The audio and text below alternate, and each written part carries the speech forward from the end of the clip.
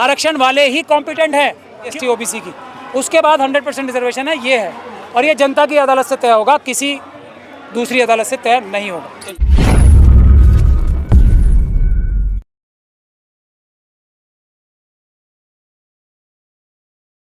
क्योंकि वो कहीं ना कहीं चोरी करके सरकार की मदद से ही चोरी करते हैं। सरकार को निगरानी रखनी है ना, किस सरकार ने निगरानी रखी? ज़्यादातर सरकारें 10 साल में बीजेपी की थी, सबने लूट के खाया ना, सरकार को हिस्सा दिया, खुद भी लूटा।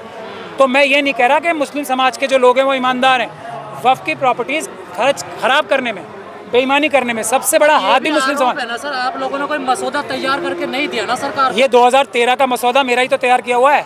अभी एक कानून छोटा मोटा लंगड़ा के चल रहा है, उसको ख़त्म कर रहा है, ये बात है। आप आरएसएस के लोगों की बात सुनिए ना, जाके कह रहे हैं कि सर्वे में मुस्लिम कम्युनिटी के जो लोग जाके कर लेते हैं, ऐसा सर्वे नहीं होता है ना।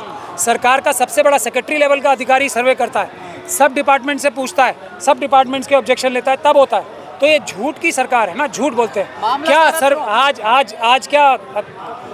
आज क्या इसका वो नहीं होता है जो कंट्रोलर एंड ऑडिटर जनरल की ये ऑडिटिंग करने की बात करा रहे हैं, आज भी सरकार के ऑडिटर्स जाते हैं।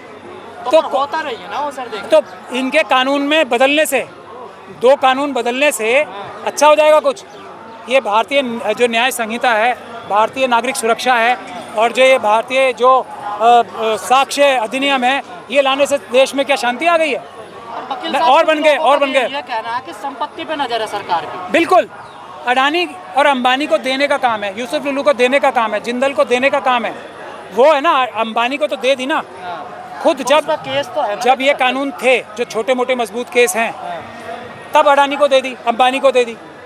अब बताओ गुजरात में अडानी ने कितनी प्रॉपर्टी झड़प ली? इस मामले में जो अडानी जी का घर बना हुआ वो कहा जा रहा है वो भी वक्फ की, वो वक्फ की ज़मीन है, उनसे या तो उनको वो देनी पड़ेगी वापस वक्फ को। वो यतीमों की जगह है, वो एक यतीम खाना था जहाँ पे अनाथ बच्चे रहते थे। इन्होंने पूरे देश को अनाथ कर दिया, तो ये क्या छोटे मोटे 100, 200, 500 जो अनाथ बच्चे रहते थे उनका ख्याल करेंगे? 80 करोड़ लोगों को इन्होंने 5 किलो अनाज के लिए मोहताज बना दिया, गरीबी के नीचे से रेखा से ले आए, और खुद 10% जीडीपी का, आज एक खबर आई है, जीडीपी का 10% है एसेट्स अंबानी के, सिर्फ अंबानी के। सदन को पूरा अधिकार है तो ये हालात कर दी, यही चाहते हैं कानून होते हैं जिनकी चर्चा होती है अदालतों में। इस संशोधन से अंबानी, अडानी और आरएसएस के लोगों को मौका मिलेगा वक्फ की प्रॉपर्टी लूटने का, छीनने का, और इससे कुछ सरकार की हमेशा खराब है। हम लोग तो रिजर्वेशन के साथ अपने जो SC, ST और ओबीसी के लोग हैं उनके साथ मिलके आंदोलन की तैयारी हो रही है, बड़े आंदोलन की, बड़े विरोध करते हैं, और सरकार को संविधान की किसी भी धारा को और संविधान के अनुरूप बने हुए समाज को बांटने की साजिश है।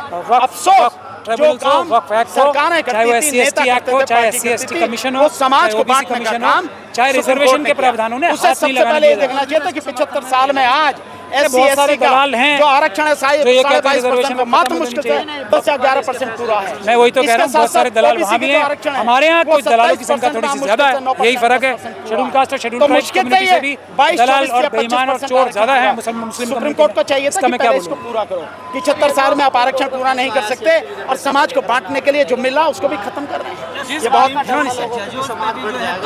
मुझे नहीं पता, दबाव है तो नौकरी छोड़ देनी चाहिए। और जो कुछ थोड़ा अगर सुप्रीम कोर्ट के जज इतनी बड़ी ताकत उनके हाथ में आर्टिकल 142 छीन लिया जाएगा, ताकत उन्हें देता है।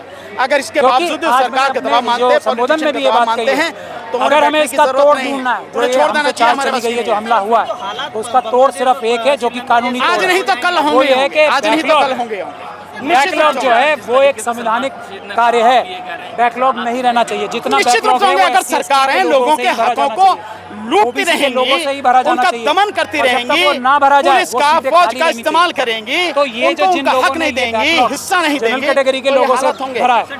बांग्लादेश में क्या हुआ? सीटों को खाली करा के हमारे समाज को दे दो, आप बैकलॉग खत्म करो। फिर देखो किसी को कोई कोर्ट जाने की आवश्यकता ही नहीं पड़ेगी ना। इसीलिए मैं बार-बार ज्यादा होंगी, इस देश के कम होंगे, सभी समाजों में लोग ही नहीं मिलेंगे। सब समाजों का एक एक परिवार को एक एक 2-2 नौकरियां भी मिल जाएंगी, तब भी नौकरियां खाली पड़ी होंगी हमारे लोगों के लिए। अगर बैकलॉग के ऊपर हम लड़ाई करें तो पहला काम हमें बैकलॉग की लड़ाई करनी चाहिए। जो याचिका करता है वो कह रहे हैं ये सारी लड़ाई हम भाई लड़, ये भी लड़े थोड़ी बैकलॉग वाली नहीं, वो एक अलग, सभी लड़े ना, वो राजनीतिक हम क्या।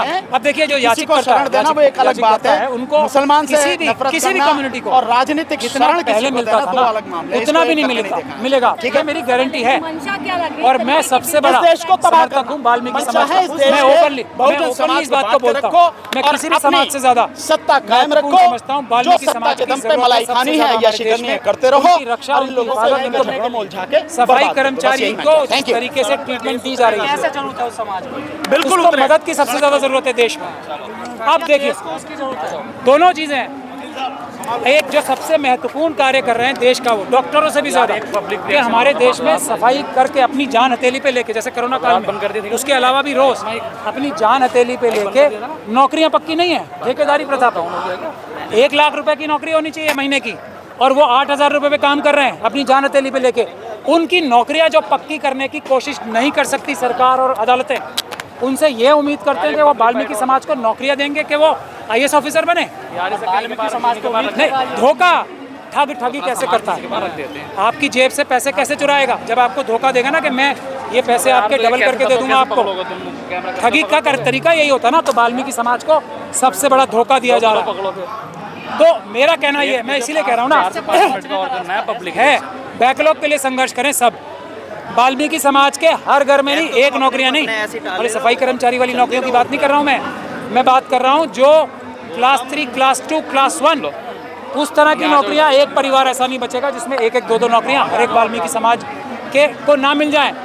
ये मेरी गारंटी, अगर बैकलॉग की लड़ाई लड़ेंगे सब मिलके। क्योंकि आज भी क्या है, 15% शेड्यूल कास्ट हमारे देश में 2011 की जो जनगणना हुई थी उससे 17% है, 15% यानी कि 2% कम रिजर्वेशन मिला है। लेकिन किसी भी जगह पे, किसी भी समय, किसी भी एक साल में, किसी भी एक समय पे मुझे ये सरकार मनुवादी एक जगह ये बता दे कि 15% आरक्षण मिला है पूरा शेड्यूल कास्ट कम्युनिटी को, मैं हाथ जोड़ के माफी मांगूंगा। अगर 7% भी 7%, 15% में से रिजर्वेशन मिला है तो मैं हाथ जोड़ के माफी मांगूंगा मनुवादियों से। जब वो 8% सीटें खाली है तो वो वाल्मीकि समाज को क्यों नहीं मिल रही, तो वो दूसरे समाजों को क्यों नहीं मिल रही जो सीटें खाली है? जो हमारे बीच में ये मूर्ति है वो पुरानी संसद से हटाई जा चुकी है, उसी को लेकर देश भर से लोग आए हैं और प्रदर्शन कर रहे हैं। मैम क्या लगता है इस तरीके के फैसले हिस्सा ले पा रहे हैं? देश कहाँ की ओर जा रहा है? देश कहाँ जा रहा है? देश जहाँ पे मोदी जी ने खड्डे में डाला है वहीं जा रहा है। देश कहाँ पे जाएगा? अगर देश कहीं जा रहा होता तो देश का 85% जो मूल निवासी है वो सड़कों पे होगा। तो आप देखिए देश किस तरफ जा रहा है? देश जा रहा है वर्णाश्रम की ओर, देश जा रहा है खात्मे की ओर, देश बेच रहे हैं आधा चीन को। तो इसीलिए हमारी ये स्थिति है, इसीलिए हम सड़कों पे हैं। अगर हम मूल निवासी जिन्होंने इस देश को बनाया है वो सड़कों पे है तो ये तो बर्बाद कर देगा, देश को बेच देगा और कुछ नहीं रहेगा। सारी व्यवस्था करप्ट कर दी, सब कुछ खत्म कर दिया। 85% पढ़ लिख कर आगे आ रहे हैं और इनको हमसे डर लग रहा है, और इसी डर की वजह से सुप्रीम कोर्ट से हर जगह से। बट जब तक हम जैसे लोग जिंदा है, सड़कें सुनसान नहीं है। इसके पीछे का मकसद क्या हो सकता है? मकसद बताया तो सही आपको कि हम लोगों का कोई अस्तित्व कहीं रहे ना, क्योंकि इनको पता है कि हम लोगों के लिए हमारी आस्था तो है ही है, हमारे लोग ही कैपेबल हैं, हमारे लोग ही कॉम्पिटेंट हैं। जो जनरल कैटेगरी के लोग हैं वो कॉम्पिटेंट नहीं है। ये बताया जाता है आपको तो। मैं वही कह रहा हूँ ना, आरक्षण वाले ही कॉम्पिटेंट है। क्यों? क्योंकि अभी एक बहुत बड़े हमारे जो एक एक्टिविस्ट है, उन्होंने एक सर्वे किया है जिसमें ये पाया है कि जो रिटन टेस्ट होते हैं सारे, उसमें ओबीसी समाज के सिर्फ 1% कट ऑफ में 1% कम होता है ओबीसी समाज का, और शेड्यूल कास्ट समाज का सिर्फ कट ऑफ में 2% कम होता है। अब आप मुझे ये बताइए, एक व्यक्ति, अगर हम 100 मीटर की रेस माने, जो जनरल कैटेगरी के जो लोग होते हैं वो अपनी दौड़ शुरू करते हैं मेरे ख्याल से 70 या 80 मीटर से, हमारे लोग शुरू करते हैं 0 से, और वो एक ही टाइम पे जब एंट्रेंस टेस्ट होते हैं यानी कि एक ही समय पे 100 मीटर पे पहुंचते हैं बराबर। मतलब हमारे लोग 98 मीटर पहुंचते हैं शेड्यूल ट्राइब के, और ओबीसी के हमारे लोग 99 मीटर तक पहुंचते हैं। कितनी देर में? उतनी देर में जितनी जनरल कैटेगरी के लोग 20 या 25 मीटर दौड़ के पहुंचते हैं। तो कॉम्पिटेंट कौन हुआ? बताओ आप मुझे। कॉम्पिटेंट हम हैं, हम ढो रहे हैं जनरल कैटेगरी के जो इनकॉम्पिटेंट लोगों को अपने कंधे पे। किसी भी डिपार्टमेंट में आप चले जाइए। क्रीमी लेयर की भी बात की जा रही है। क्रीमी लेयर, देखिए क्रीमी लेयर का कॉन्सेप्ट ही हमें बांटने के लिए था। क्रीमी लेयर की भी आवश्यकता कब पड़ेगी? जब किसी टाइम पे, किसी भी एक टाइम पे सीटें तो भरें।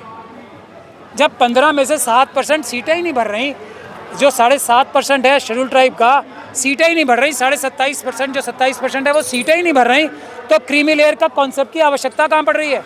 और क्रीमी लेयर का कॉन्सेप्ट होना चाहिए इंडिविजुअल से। आप हो, आपको मिल गई रिजर्वेशन, आप सेक्रेटरी लेवल तक पहुंच गए, तो आपको स्वयं को, आप क्रीमी लेयर में आ गए, आप स्वयं अकेले, आपको नहीं मिलनी चाहिए किसी और जगह रिजर्वेशन। जाति तो साथ में है ना सर। नहीं, लेकिन आपके परिवार को मिलनी चाहिए ना, आपके समाज को मिलनी चाहिए। परिवार के एक भी व्यक्ति को नहीं मिले, ऐसा क्रीमी लेयर का कॉन्सेप्ट नहीं है। मैं कह रहा हूँ ना कि इनको अगर आदमी को अमीर बनाने की योजना थोड़ा ही है सर, ये अमीर की बात नहीं है, तो फिर यही तो मैं कह रहा हूँ अगर मैं इनके झूठे, तो वो चमार जाटा भंगी, मैं आपको क्या कह रहा हूँ, इनके झूठे आर्गुमेंट को हराने के लिए मैं एक झूठा आर्गुमेंट दे रहा हूँ। दो आप क्रीमी लेयर, भाई क्रीमी लेयर अभी तो मुझे लग रहा है कि राष्ट्रपति साहिबा को भी क्रीमी लेयर में नहीं आ पाई हैं, वो आ पाई हैं राष्ट्रपति साहिबा, अभी तो मंदिर में घुसने से रोक दिया उन्हें। इससे पहले कोविंद साहब थे, वो क्रीमी लेयर में तो आ नहीं पाए, उनको रोक दिया। तो क्रीमी लेयर में आ तो जाए कोई। मैं तो फिर भी एक झूठा आर्गुमेंट दे रहा हूँ कि चलो सेक्रेटरी लेवल तक जो आदमी एक पहुँच गया, वो शायद क्रीमी लेयर में आ जाए। किसी एक छोटे मोटे मंदिर में तो उसको 5 मिनट के लिए जाने ही दिया जाए, इतना सा भर क्रीमी लेयर में आ गया हो। उसलिए मैं एक झूठे आर्गुमेंट को झूठे आर्गुमेंट से काटने का 2004 का फैसला पलटा गया था, ये क्या अब 2024 में फैसला है, इसे भी पलटने के कोई रिव्यू पिटीशन या कोई तरीका है आप लोगों के पास? ऐसा नहीं, हमारे पास कोई तरीका नहीं है, और मैं समाज से कह रहा हूँ हमारी बहस में कोई कमी नहीं होती है, हमारे आर्गुमेंट किसी के पास जवाब नहीं होता है किसी का। आंदोलन आंदोलन आंदोलन, और इस बार आंदोलन होना चाहिए बैकलॉग के लिए। जब तक बैकलॉग बेंच के पास नहीं जा सकता, जा सकता है। सबसे बड़ी बेंच कौन सी है? जनता की बेंच सबसे बड़ी बेंच है। तो हम कह रहे हैं सबसे बड़ी बेंच के पास जाना चाहिए ना, बार बार की लड़ाई को छोड़ते हैं एक बार में। सबको शेड्यूल 9 में डालना है, रिजर्वेशन 100% होनी है, पहली डिमांड 100%, और बैकलॉग सहित बैकलॉग मिलना चाहिए। तब तक जनरल कैटेगरी की सीटें काटी जानी चाहिए, उनको नहीं मिलनी चाहिए जब तक बैकलॉग की सीटें पूरी ना हो जाएं SC ST OBC की। उसके बाद 100% रिजर्वेशन है, ये है, और ये जनता की अदालत से तय होगा, किसी दूसरी अदालत से तय नहीं होगा। सर, बिहार के नेता हैं मांझी सिंह, उन्होंने इस फैसले का समर्थन किया है, और जब मैं राम मंदिर में गए थे तो उनको बाहर खड़े करके दर्शन करवाए गए थे। हमारे यहाँ इतने बड़े बड़े